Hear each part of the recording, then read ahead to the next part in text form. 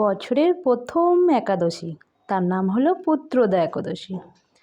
সেই একাদশীতে আমার গোপালের সেবা এটা।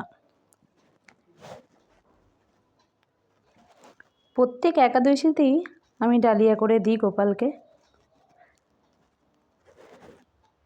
তোমরা কে কে একাদশী পালন করেছো কমেন্টে জানিও সবাই। রাধে রাধে, হরে কৃষ্ণা। তুমি এটা কি খাচ্ছ বলো তো? এটা কি এটা বলো? খিচুড়ি। খিচুড়ি? এটা কিসের খিচুড়ি বলো তো? কি এটা বলো? জানি না কিসের খিচুড়ি বলো, ঠিক করে বলো, মনে করে। খিচুড়ি ডালিয়া। ডালিয়াটা।